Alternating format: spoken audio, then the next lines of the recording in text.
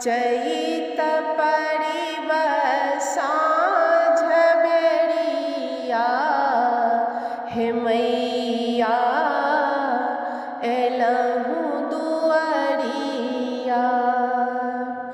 दसो दिस देखी माहे अपन कतहु नहीं, ककरा सुना के माहे अपन विपत्ति कही। धैलहूँ आहि कर डगरिया हे मैया एलहूँ दुआरिया।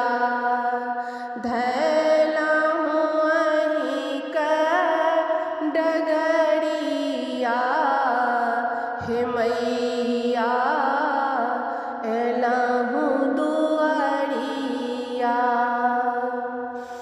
बहुत सुयस सुनी एलहूँ एतय हम, आबइछि दुर्दिन प्रतिपल क्रमे क्रम। क्षणे क्षण बढ़ै उमेरिया हे मैया एलहूँ दुआरिया। क्षण क्षण बढ़ै उमेरिया हे मैया एलहूँ दुआरिया। चैत पड़िब साँझ बेरिया हे मैया एलहूँ दुआरिया। कृपणास धन सन लोभ भरल मन, कृपणक धन सन लोभ भरल मन। अहीं के अपन दुख कहै सकल जन,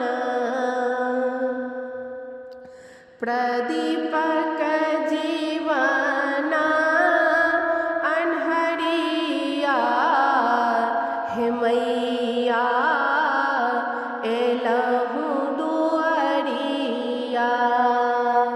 प्रदीपक जीवन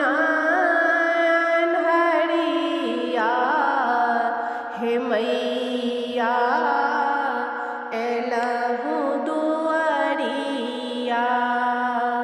चैत पड़िब साँझ बेरिया हे मैया एलहूँ दुआरिया।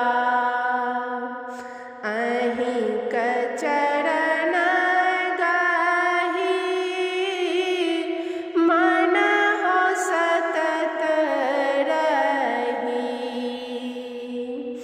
अहीं क चरण गही मन हो सतत रही।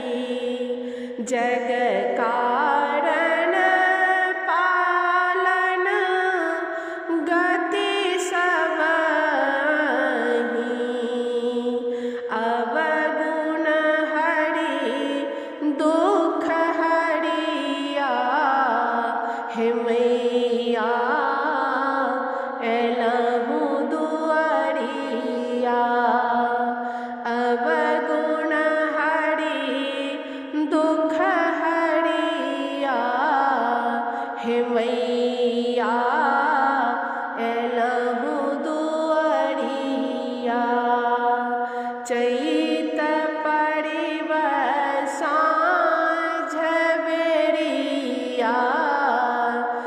मैया